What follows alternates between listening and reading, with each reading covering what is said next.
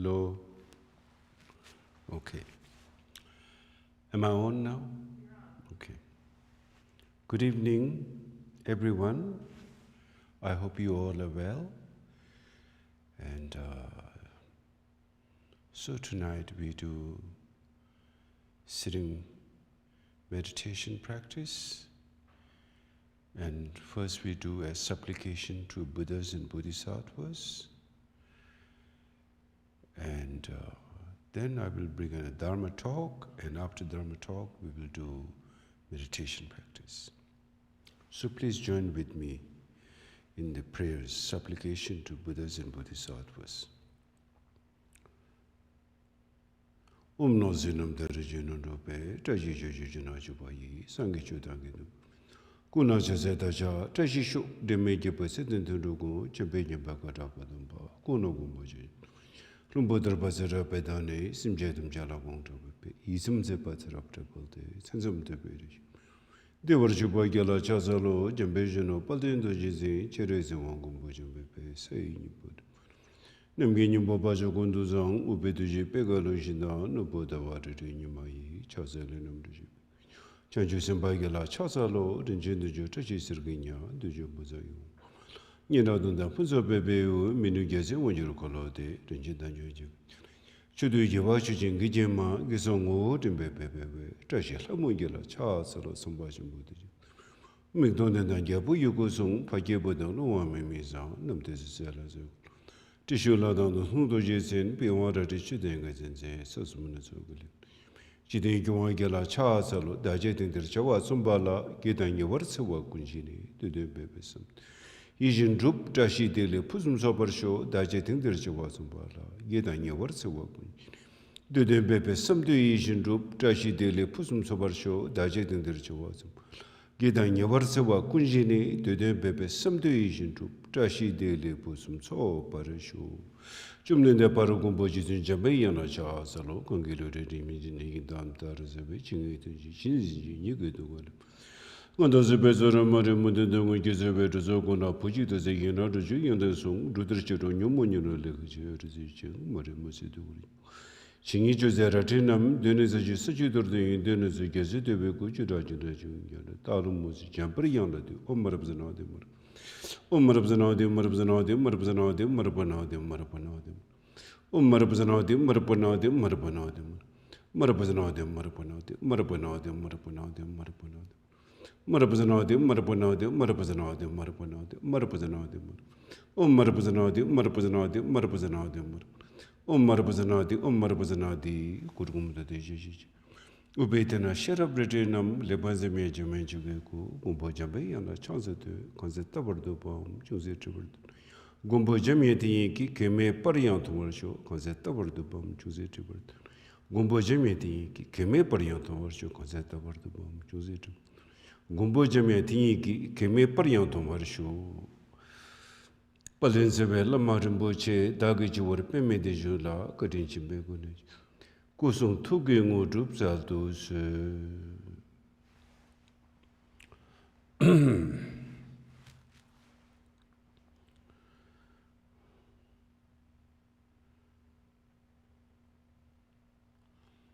When we do the 8 auspicious, noble auspicious prayer, first we start with the Sugatas,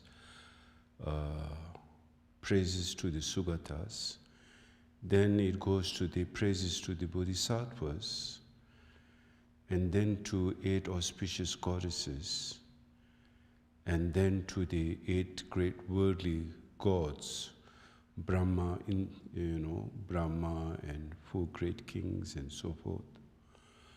So, what that tells, actually, you can also say, of course, we know that these are historical figure in a sense, such as Shakyamuni Buddha who came in this world, and 1,000 Buddhas who will come in this Kalpa,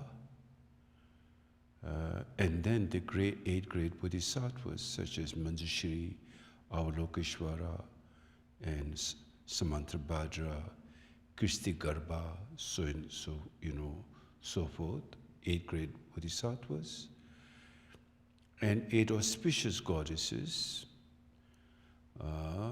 and then afterwards comes the 8 great universal gods. So when you directly look into your mind, first of all, 8 great Sugatas. Sugatas mean Devarshikpa in Tibetan, meaning those who have gone towards joy, happiness. And what's the cause to go towards reach happiness, go towards happiness or reach happiness? The cause to that is bodhisattva. In other words, bodhicitta mind. When you directly look into your mind, is the bodhicitta.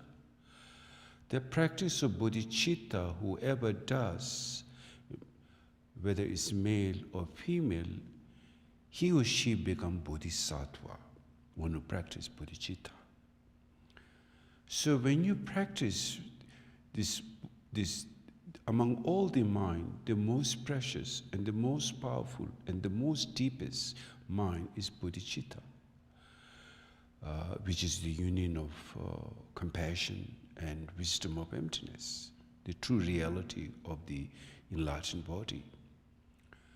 So when you practice that bodhicitta, the result is Sugata Garbha. You reach Buddhahood. You see, for example, the 5 paths, 10 bhumis of bodhisattva, and the ultimate yana, or the stage, is the 11th stage, which is Sugata Garbha, or Buddhahood, totality. In another sense, the total dissolution of deception, of duality, of which is the duality is our deceptive mind, is our obscuration.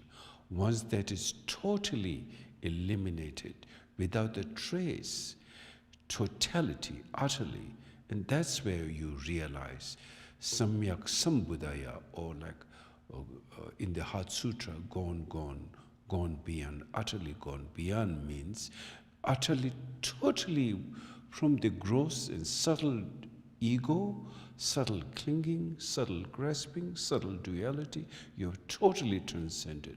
And what makes you to reach that state is through your practice of bodhicitta while on the path. So therefore, it's very important for us. Right now, we are on the path, and why we need to take bodhisattva vow,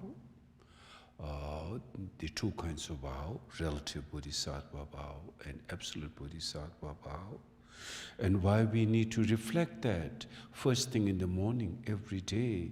You shape up your mind. You see, first thing in the morning, we make all the planning. If you go to the office, the first thing in the morning, you will see what works you have to do that day. All the desk is piled up with all the papers, and then you check what to do step by step. Then you plan, you shape up your world, whether it's businessman or whether it's a bureaucrat or whatever your profession, including health workers. First they get into the clinic and they see what patients needs to be seen today, and what to do with that patient, what kind of medicine is needed, what kind of vaccination is needed. All those, the planning thing at the first, which is relative bodhicitta, you see. So therefore, the first stage is the relative bodhicitta that you need to, in the morning, you need to shape up your mind. You need to Chhoje, the Tibetan word is dharma, or spiritual practice is called Chhoje.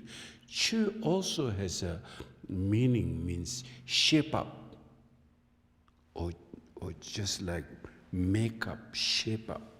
So you want to shape up your mind towards the right motivation, right attitude, and that is the altruistic motivation. That since all knowing, that since all our suffering and experience of delusion, the experience of delusion, the experience of deception comes from the ego mind, which is the root ignorant mind.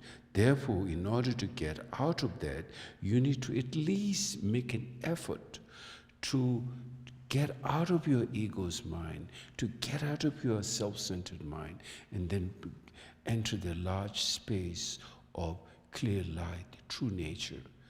Even you didn't realize true nature, at least you're going towards that direction. And that's called Kunzup Simki in Tibetan, or the relative bodhicitta, or conventional compassion, or conventional altruistic motivation. Is a conventional altruistic motivation. So, therefore, that is very important. The first thing in the morning we need to shape up. Once we have shaped up that, then we progress gradually towards the aims of, which is the fundamental, is bodhicitta. Then whatever you do, whoever you meet, whoever you talk, whoever you relate to during the day, whoever comes into contact with you, that your bodhicitta will manifest. That is very powerful. That's why first thing in the morning, shaping your mind is the most powerful.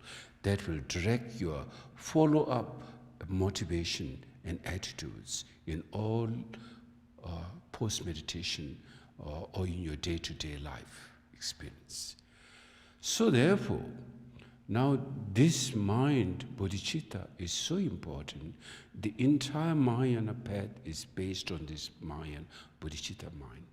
Without that, it's impossible to practice spiritual practice, Buddha Dharma. It's impossible to practice Vajrayana. It's impossible to practice Mahayana. In fact, without a good heart and warm heart, you cannot practice any spirituality to begin with. With biased mind, you can't practice spiritual practice. With sense of self-centeredness and ego, you can't practice spiritual practice, no matter what tradition that is.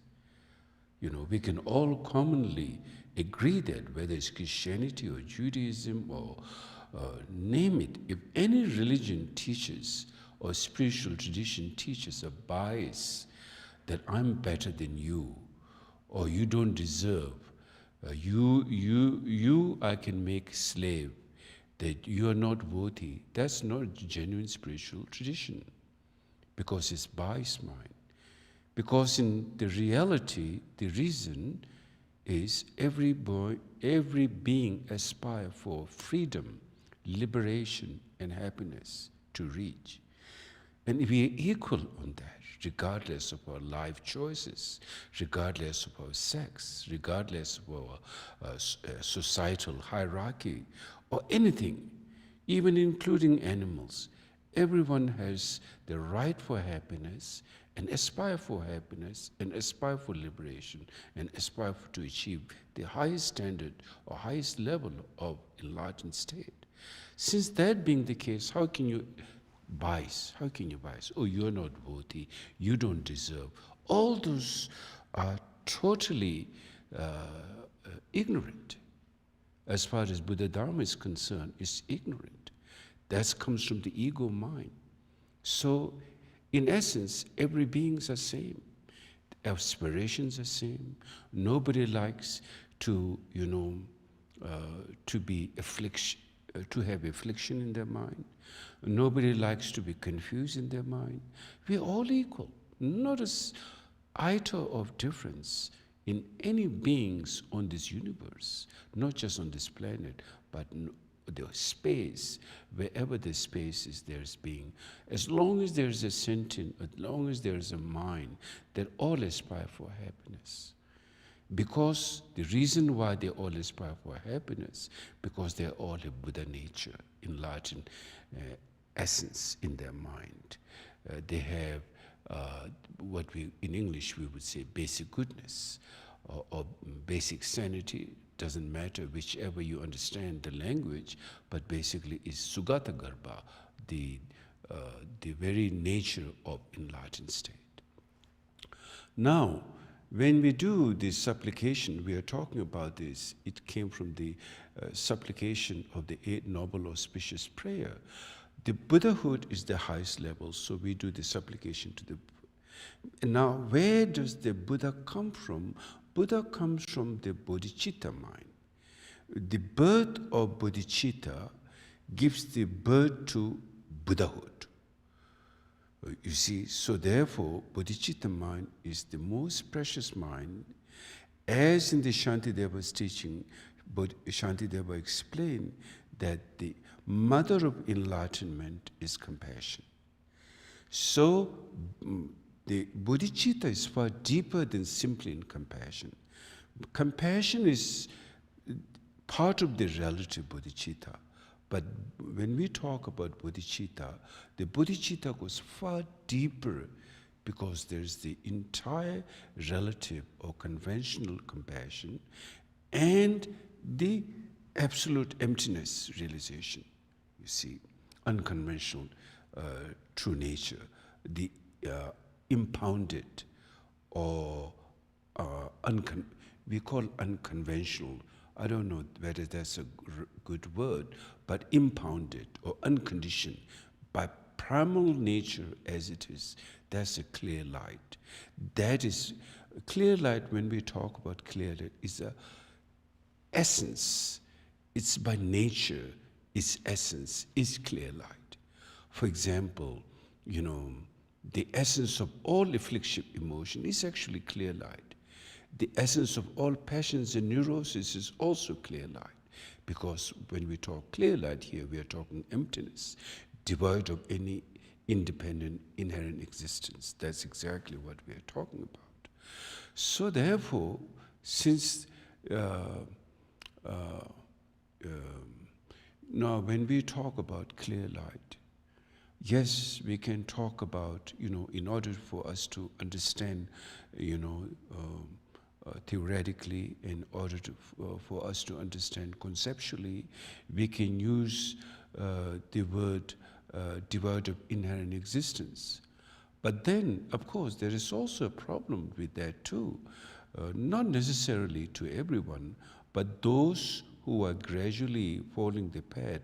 When you talk about devoid of independent, inherent existence, already you come to a conclusion, or you think, or you realize, okay, it's just empty, like nothing. Then again you fall towards the extreme of nothingness. That's also not clear light. You see, words can only gradually lead you, but words cannot give you the rawness. If I say sugar, you're not going to taste sugar. You can imagine a sweet, but you cannot taste sweetness, just simply saying sugar. If I say fire, you're not going to be burnt. If I say water, you're not going to be taken by a flood. It's just the image you build up. So therefore, when we try to understand emptiness, you have to go on 3 levels of knowledge. First is the knowledge of hearing, and secondly is the knowledge of introspection, and thirdly is the knowledge of direct realization experience in your mind, which is the most credible of all. The previous 2, important to reach on the 3rd level, but previous 2 can change. For example, how your mood is, how you feel, what's your understanding. Your perception of that can change. But of course, essence of emptiness cannot change. Whether you understand or whether you don't understand, essence is essence. It's impounded. It's unconditioned. So no condition can have power over unconditioned. It's just like how it is, always remain. One just have to see that. So now just to, I don't want to extend too much on this, but the reason why we do this 8 auspicious prayer, first is Buddhas, then is Bodhisattvas, then is 8 auspicious goddess, then is the worldly great gods. So where does a person direct on an individual level, where do you see the Buddha? Buddha is through your practice of bodhicitta, then you gain the utter gone beyond the state of pure, clear light, the essence as it is. That level is Buddha. So when we do supplication, we are doing those who reach that level, invoking their blessing for us to realize that which is the same essence that they have, is we have. In order for us to awaken into that, we do supplication to receive the blessing. It's very powerful. When you do with that genuine devotion, then you receive the blessing of the Buddhas of the 10 directions.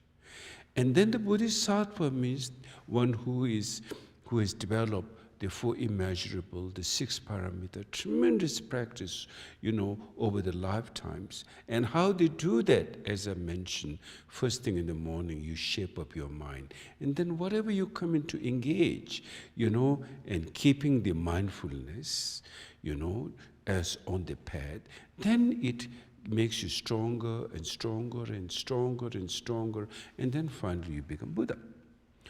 Then, this is how what bodhicitta mind gives the birth to Buddhahood. So you have all that in your mind. Then 8 auspicious goddesses are more like, the display awareness of bodhicitta.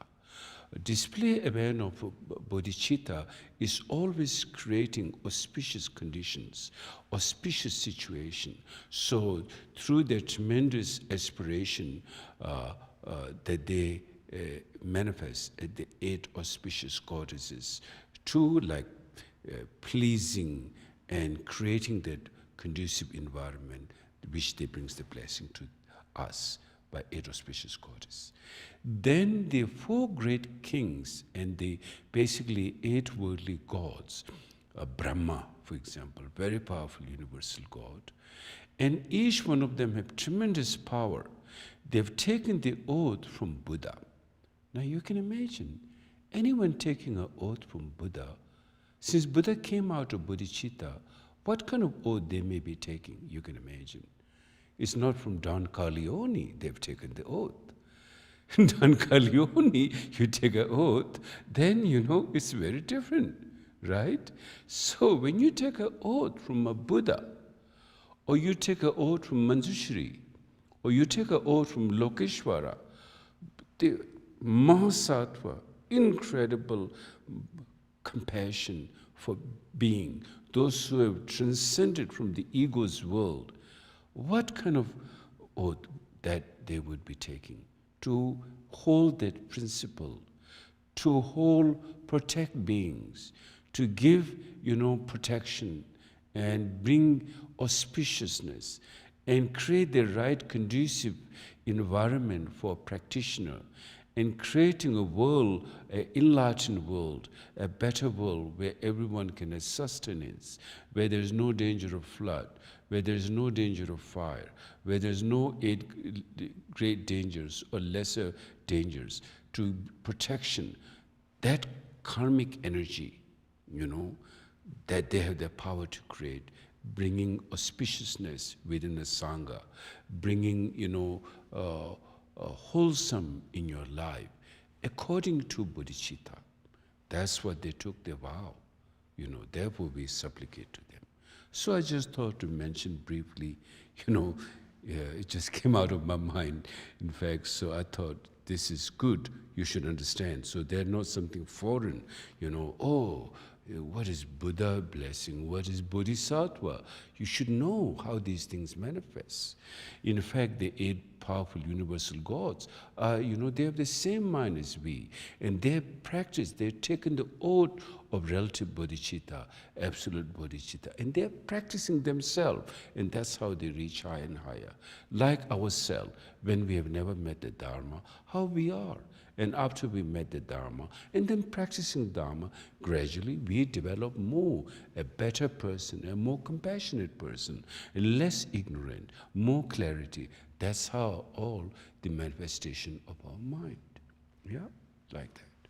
So I thought to just explain that. And then,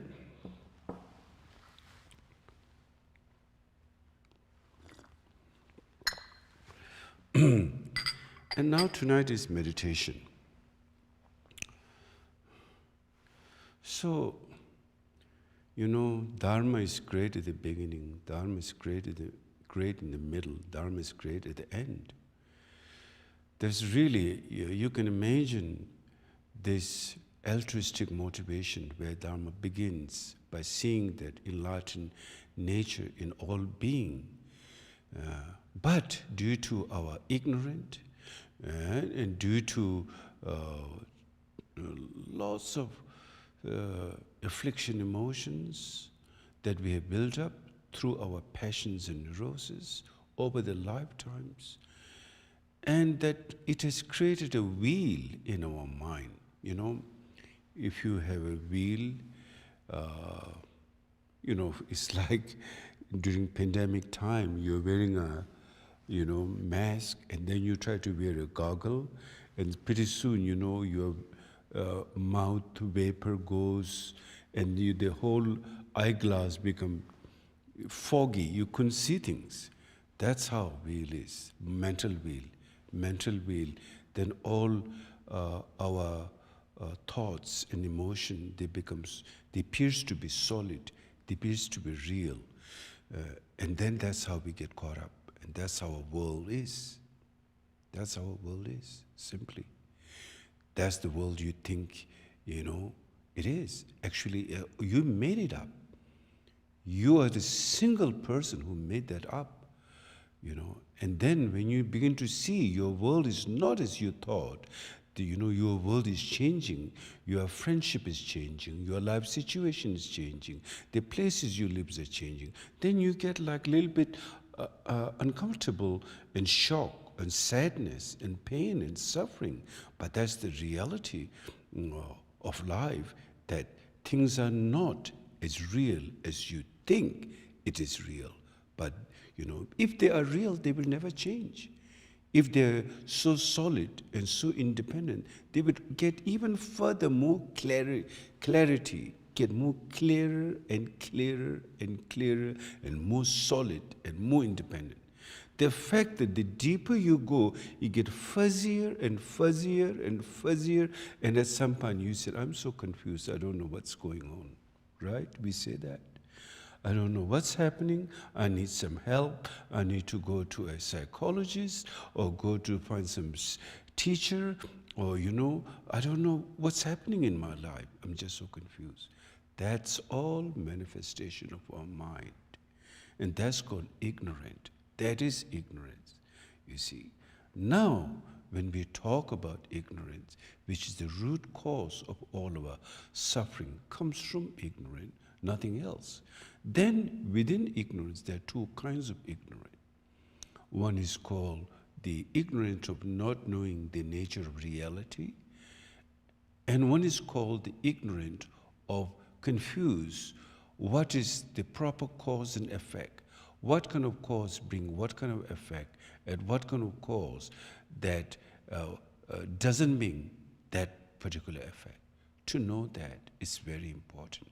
That's where the study of Dharma becomes so important. For example, we can see, you know, no matter how much by clever ideas, smart ideas, with your ego, you can, you know, you can do all kinds of things. You can deceive people. You can, you know, do lots of negative things with smart,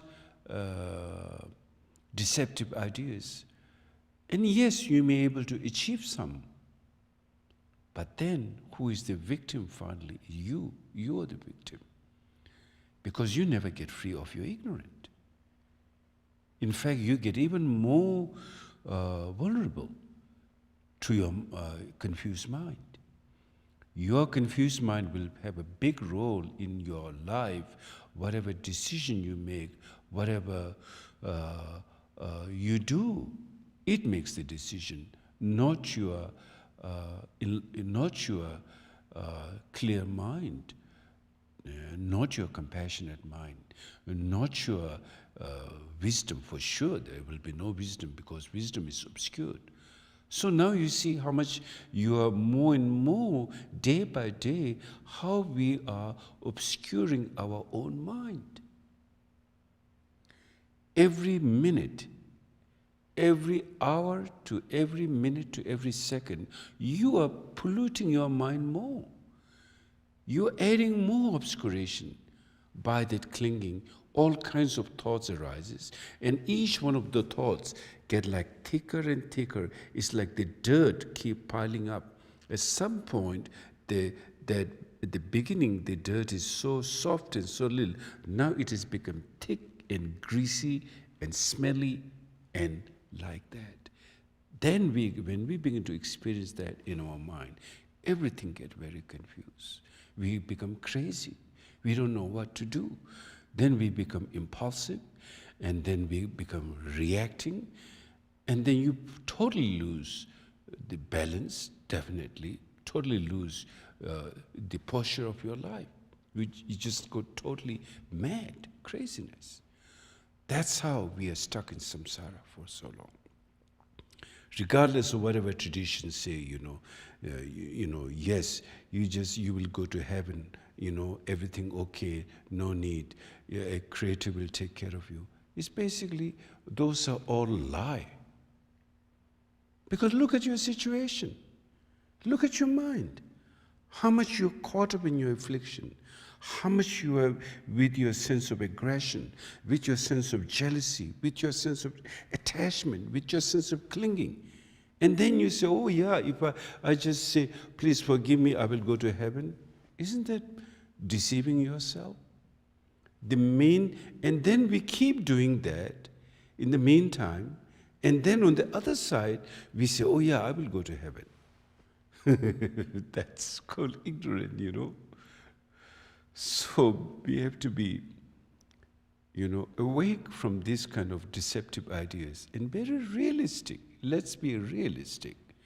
Realistic thing, if you practice bodhicitta, if you practice compassion, if you practice warm-heartedness, even you don't want happiness, you will gain definitely, it may not be enlightened level, but you will definitely gain a conventional relative happiness. That's the power of the reality.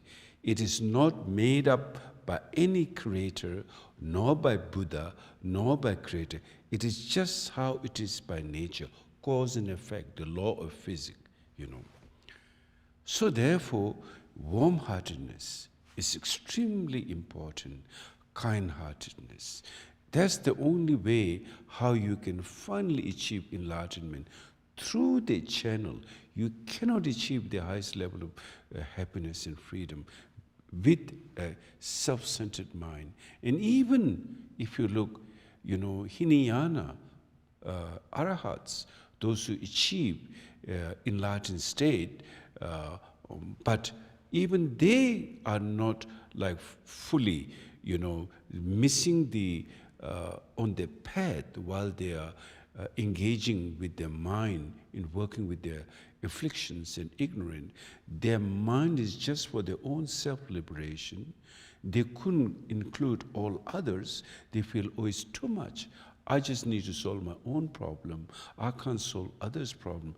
That is creating an obstacle. So therefore, even they achieve a level of realization, but it's not the ultimate. They have to further get into the great mind. Here, the great mind means one is include all sentient beings, regardless of how long it will take. There are three things in the Buddhist Satwa mind: the duration of time, the number of being, duration of time, the number of being. For example, duration of time, no matter how long, it may take trillions of years that I may have to come back to benefit being, to empty the samsara, that you have the heroic mind, a heroine mind, to come back without fear to work for the enlightenment and happiness of being. So the time, regardless how long, I will definitely come and benefit being. There's the time. Then the number. the numbers and the infinite being, oh, it's too much. I can't really help too many people. It's just too much. Then you lose Buddhist Chitta mind. Buddhist Satwa and Mahasattva, or among Buddhist Sattva, the 8 great Buddhist Sattvas, such as Manjushri, Lokeshwara, Samantabhadra, Kirtigarbha, those have, until these beings become empty in the samsara, I will come to benefit them regardless how long it takes and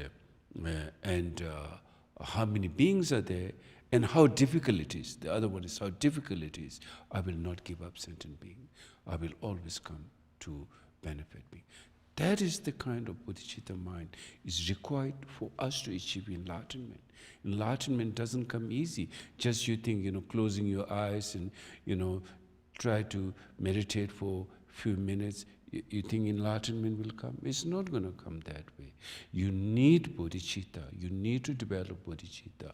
Not only that, the great Buddhas and Bodhisattvas give us the method how to take those vows. For example, there's a Mahayana practice, there's a tradition of Bodhisattva vow that one would take. Then once you take the Bodhisattva vow, then it's become very powerful reminder for you not to get out of that mind. You have to always include all being, including your enemies, that you will strive to work, how you can free them from this cycle of endless suffering. That is the kind of mind you need. So now, yes, so that's one part. Now how are you going to do that? That's the other part. How you're going to do that is through relative and then the absolute bodhicitta, which is meditation now. So now in meditation, when we do meditation, I think some people think, oh, I do meditation so my blood pressure will go down. Doctor says, scientific says, it's good for your immune system. Now there is pandemic, it's a good time for me to meditate so I can lower my blood pressure. I can be more healthy emotionally so I can survive myself better. Yes, you can do that and you will achieve a result accordingly. But the point of meditation in Buddhism, in Mahayana particularly, is to truly finally realize the nature of their mind, the essence of their mind. And how do you realize the essence of their mind? You need to practice relative and absolute together. So, of course, let's divide into 2 parts. We can say the absolute practice, meditation, and relative practice, post-meditation, let's say, for example. Because in fact, even your meditation is, unless you realize Mahamudra and Dzogchen, it's not absolute awareness. It is gradually leading towards that. So it still falls into conditioned phenomena, still fall into conventional phenomena. But it's the good kind of conventional phenomena which creates the conducive opportunities and effect over lifetime to lifetime to lifetime until you get enlightened. For example, yes, even good people, we see they are kind, compassionate, but they also have the neurosis. You push the button too much, they will lose their mind, or some way or this and that. So affliction hasn't gone away. Afflictions are there. It's just a question that they're not pushed too hard. You see, if it's pushed too hard, then they will show their true face, in other words. So therefore, in order for us, skillful, the whole Dharma is skillful mean. If you really look just on one consciousness, how the Dharma is built, is skillful mean. First, in meditation, a student is taught how to do Shamatha meditation. In introducing Shamatha meditation, Shamatha meditation is stabilizing this unstable mind or uncontrolled mind, how to make it more control, or how the unstable mind, how to make it stability. That's the first part, that how we have to deal with the mind. And so for that, in Shamatha, it's called Ne, Gyu, Rik, Sum. There are 3 stages. Right now, our mind's movement, when we look, is just like totally gone out of our mind. Like, past thoughts, present thought, future thoughts. Like, in fact, either we're in the past or we're in the future. And being in the present is very hard. Because the moment you thought already, it's gone, There's a saying, on a split of a snap, there's past, present, future, right? Yeah, it's gone so fast, you can't even catch present. And so, when in further deeper, if you look, a split of a second, if you bring 64 petals of flower, put petals, 64 petals, and then you have a needle in one of your hand, and then you have your snapping in one hand. So you do it like this, and then you can pierce, 64 petals will pierce through in that instant. Now think about how many past, present, future is already gone, time and space. That's how, in a split second. So,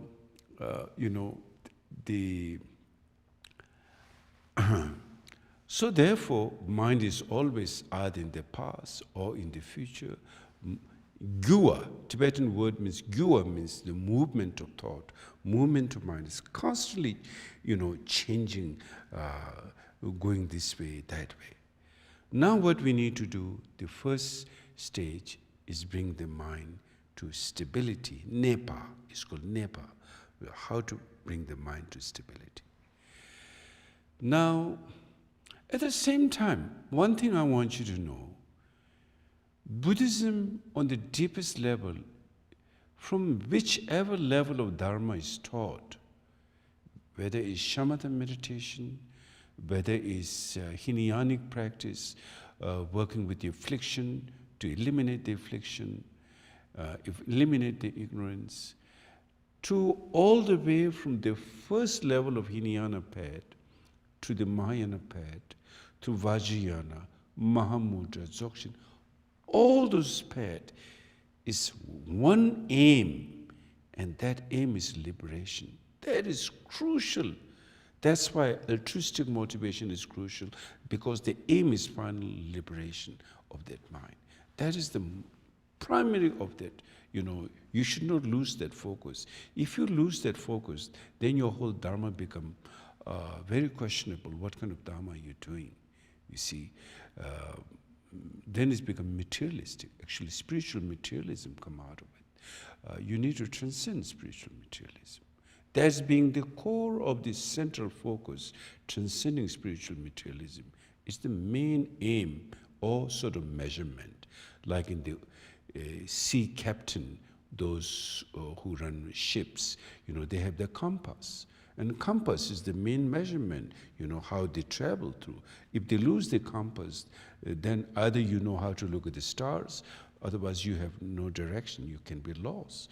Likewise, the main compass, central focus, is the bodhicitta, towards enlightenment. And then once you have that, then everything else is like support, how to get towards that aim, toward the destination. So, like for example, meditation is not part of, to make you like a good old dog, who doesn't bark, who will just be pet, give a bone, and it just, chew the bone, and just like a nice little dog. Buddhism is not to make you like a dog, to make your mind tamed, to make your mind, quiet, and just listen. Good listener is not that point. Buddhism wants to make your mind sharp, Because only through sharpness you can find liberation. Only through clarity you can find liberation. You can't become a liberation by just like a little puppy or little dog who just listen and be quiet. That's not the kind of mind which can lead you to liberation. So therefore, since that enlightenment being the focus of the main thing, then like now when you do, meditation, in meditation there are two parts. One is mindfulness and one is awareness. Mindfulness is, of course, the entire Shamatha meditation is, you need the mindfulness. And then mindfulness leads you to awareness. Awareness is the ultimate level, so wisdom mind is awareness. But we can also, that awareness can be also divided into two parts, conventional awareness and unconventional awareness. Same thing with the mindfulness. There's a conventional mindfulness and unconventional mindfulness. At the beginning, we all have to go through the conventional mindfulness, and then it will lead to certain level of understanding of the true nature of emptiness, that awareness, you see. But anyway, now, of course, just by talking and just building a lot of ideas, that's one, it's good, it's one thing, but we need to practicality, how to do that. So in practicality, when you sit and meditate, it says, important, you need to be, mind needs to be alert, or means awake. In other words, alert, awake, same thing, needs to be. So if you're doing meditation and if you're falling asleep or you're drowsing, your meditation is not going to work. It's not going to be successful meditation. Definitely, you're not, that mind cannot lead you to enlightenment. Not even a higher rebirths is not going to lead you to higher samsaric rebirths. For example, for you to be intelligent and able to achieve like a status of God's realm, or like powerful something who can do incredible good, you need tremendous intelligence. Otherwise, you can't achieve those things. So just with a drowsy mind, some kind of, that kind of mindset is not going to achieve your aims and goal. Therefore, the mind needs to be alert and awake when you meditate. And then depend on the teacher. Some teacher explain to close the mind. Some say don't close the mind. Of course, I think it also depends on the technique. But like, for example, if it's a very high level of meditation done, then closing eyes is not particularly recommended. Opening eyes is the norm, is the way how to, because you need to awaken. You don't want to be shut your mind, close your mind. It doesn't really matter at the beginning when you do shamatha. Whichever is easy, you can focus. Maybe sometime you can close your eyes, sometime you can open your eyes. If that makes you comfortable in your meditation to go right way, do it. It's okay. But make sure that you're not falling asleep, and make sure you're not going towards drowsiness. You are still awake. And then now you need like a measure how to, keep your meditation awake. Now, when you do the sitting practice, then of course, the very important point is the reason it says, of course, in any meditation, whether it's through Shamatha meditation or to Mahamudra, to Dzogchen, wakeful quality is very, very important. Because without the wakeful quality, then either the mind will fall towards drowsiness, or it will goes towards too much movement thoughts, too much excited thoughts. You're totally distracted with thoughts and ideas. Or these are two polarities, whatever in English. Polarities, polarity, Either you're in the extreme of no thought and totally absorbed into something nothing, or you are fallen into too much excitement. Neither of them really benefits your meditation. Neither of them helps you to realize, deeper, profound level. In fact, those are both obstacles of meditation, So therefore, now we need to keep that in mind. And then when we do sitting practice, as I said before, Nepa means stillness, and then Gua means movement, and then Rigpa means awareness, knowing, So of all these three, when you awake, the Rigpa plays the role, the awareness plays the role. Awareness sees if you are drowsy. Awareness also realizes if you are too much distraction. And awareness also see if your mind is in stillness. You see the awareness, that wakeful quality. So awareness is always there. If you did something wrong, you know that. And then you don't feel good when you really look deeper. Some people say, if they have some big life tragic thing happen, then people take some space, take some time off and go to a mountain and go to like Himalayan mountain or go to a Jamaica or on a beach or whatever, and they want to reflect on what's happening in their life, in a very open, unbiased mind, and then they begin to try to solve their life problem. So here the main thing is the awareness. Awareness, is more like, awareness is like a clarity, but without, awareness is knower. Awareness is the knower. Now we can definitely say the knower is there all the time. Since immemorial time until now, we have never been separated from this awareness. We have been always,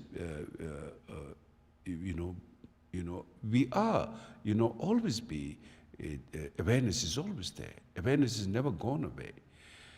So then now what happens? When you lose the awareness, this Rigpa, then you lose your you lose your posture, in another way. You lose your posture, who you are. And who you are is a union of wisdom and compassion, the awareness, the essence of awareness. And when you lose that through not recognizing who you are, so therefore, this is how ignorance, the role of the ignorance come. By role of the ignorance is simply obscure you, but not seeing that. And sometimes we say, oh gosh, I miss seeing that, I miss realizing that, for example. So if we can see that when habits and neurosis begin to manifest, if we recognize at that very moment, then they will be freed. But since we don't recognize, then we completely got lost, like under the influence of drug or under the influence of alcohol or something like that, you lose your mind. But even when you lose your mind, you say that, yeah, I was really in a bad state at that time. You know that. Even people go through a difficult time. I have a number of people when I talk to who say that, it was a difficult time for me. It was a hard time for me. I was crazy. I felt I got no control. But they know that at the same time. That's interesting, isn't it? That's how awareness is. That you know what's going on. You know right and wrong, but at the same time, you got no control towards that. So that's the power of the habitual dualistic tendency, and that is the ignorance. There's no other ignorance beside that. That is like you are totally carried by that power of that ignorance, that habits, those impulses which comes into your mind, that you get carried away by that. So you lose the presence of waking up your awareness, you see. So it's like, for example, when you do sitting practice, after like a few months or few years, then when those answer comes to you, you think, oh wow, I should have seen this. It was so simple, but it took so long for you to realize that, wake up. You see, the awareness is always there, but you didn't recognize that. Now what causes that no recognition is obscuration, or that's called ignorance. Ignorance. So ignorance is very deep. There are many levels of ignorance. So that's fundamentally how ignorance plays a role.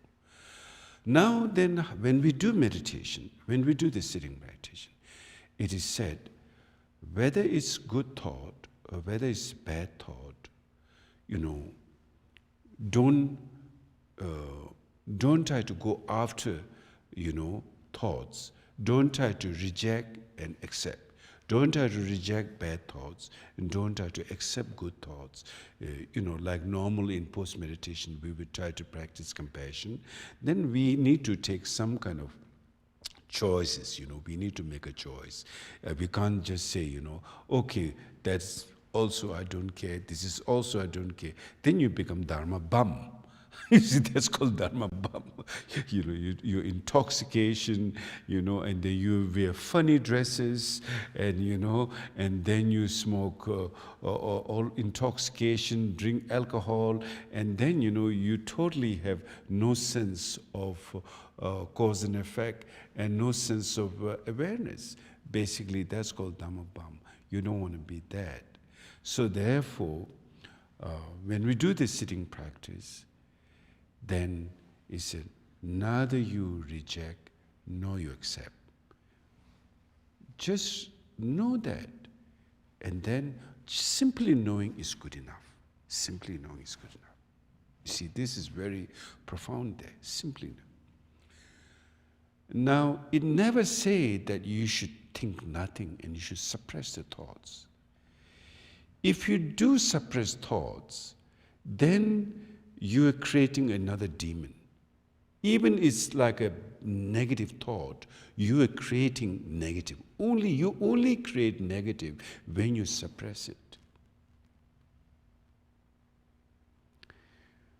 Because it's going to rise back. Your suppression is a dualistic game, and it's going to rise back, and it is the demon. You create a demon. So now if you see it, you see, it's important. It's important just to see that awareness, because you are letting the awareness be awareness. You're not trying to modify your awareness by suppressing certain bad things and then accepting. That's not your awareness, in fact. Your deeper level of awareness doesn't do that. Your deeper level of awareness is actually on the deepest level, is non-dual, where there's, through the uncontrived approach, it purifies all ignorance and obscurations from the minute cells of your body to minute thoughts of your mind. They're all no formation of, or the dust of ignorance can be piled up. It's like a sky, so open, no matter what different kinds of colors you throw on the sky, it's not going to stick. Black, multiple, you can just shape anything, it will just dissolve. That's how the mind is the power. All afflictions, all neurosis, even they arise, they will just dissolve into that, in its own essence, in its own space. That's the power of wisdom mind. While our mind is more like, right now we experience like a wall, where every color you throw, they get stick, and it's get dirty, and it's get like completely, you don't even want to call it art. It's just so messed up, But some may like to say it could be art. Well, if we want to call it art, we call it samsara. That, the art of samsara. Definitely, it's not going to be the art of nirvana. So anyway, so now you see, suppressing thought is, you're not going to succeed. You create demon. And running after that, of course, you're totally lost. So how do you deal with that? From the very big level, you just simply know that. Knowing that is more important than suppressing. Even if it's a bad thought, you may have a experience through your meditation, you may have some past habits of bad thought. Just simply seeing that, it will dissolve. That's how the awareness works. Instead of like suppress, this thought should not come, I try to suppress that. And then, when you suppress, it will get bigger. So therefore, in meditation, you have to need the balance, just seeing it, and then it will, dissolve by itself. Now, how do you do that at the beginning level? Through the breathing meditation method. So when you breathe in and out, you just want to focus your mind simply to the breath. That's it. The technique is quite simple, but of course, you need to be focused to that during meditation. So you breathe in, breathe out. Your mind is just simply with the breath. And whatever thoughts are coming, you allow the thoughts, but you don't go after the thoughts. Allow that. Remain in natural state. It's like simply, good thoughts, waves of good thoughts come, waves of bad thought comes. It's okay. They're not going to harm you. As long as you keep your focus to the breath, they will all, like waves from the ocean, comes and dissolve back into the ocean, and comes and goes, like dissolve, have no effect, So that's why you need the focus, no drowsiness, when those arises, then you need to change those, get more straight, practice of meditation. And so in that way, the aware, when you have more clarity, wakefulness, that awareness function. And here, first of all, awareness to go deeper, you are working with the breath. And so mindfulness is your first stage, which is helping you, to realize, go deeper to the awareness. Okay? So let's do a meditation now.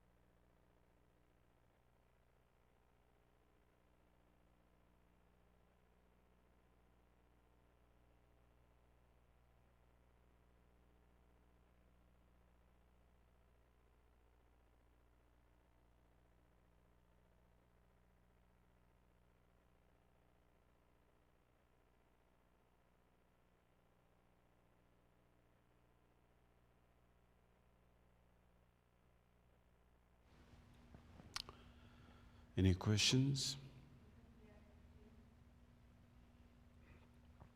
So you see, stillness, stability is the most important during Shamatha meditation. Otherwise, the wind of the, it says our consciousness is riding on the wind like a horse, like we ride on a horse, then we move. Likewise, our consciousness rides on the wind. And so wherever the wind goes, there are too many movement, too many thoughts begin to come. Therefore, first of all, Shamatha meditation calms down the mind. Otherwise, it's like too many thoughts, too many like wind, then the candle flame will go off. So if you put like a glass cover, then the candle will, without any obstacle, and it will shine through the room, dispel the darkness. Likewise, meditation practice, very, very important. Then gradually you will have a sense of awareness, deeper level of awareness. Right now we don't have a sense of awareness. It's just flickering, even there just for a moment is there, but it's gone. So sitting practice every day become very important.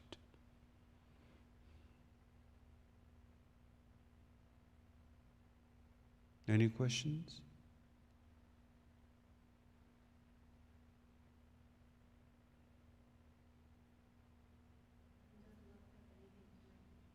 Okay, so then please do good sitting practice. And then in post-meditation, always practice compassion, warm-heartedness, relative bodhicitta.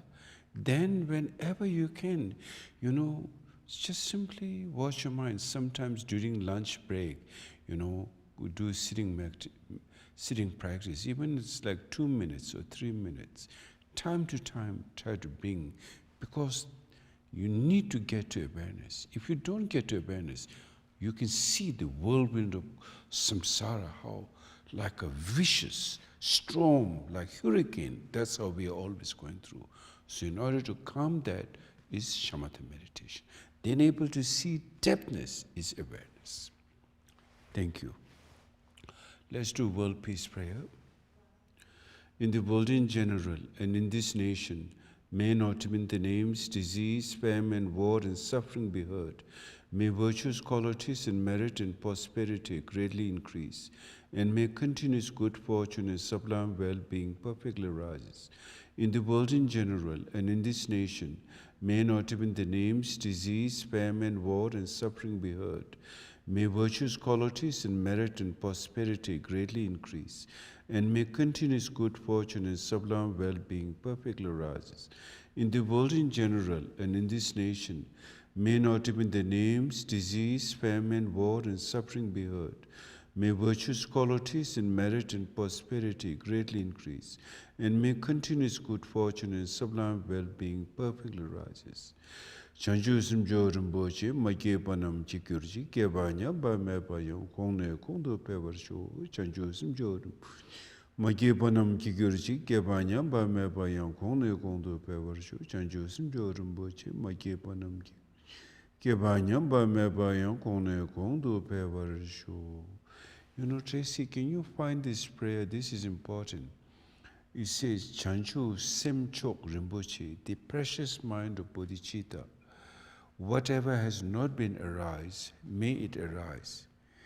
And whatever has been arise, without any decrease, may it always increase. And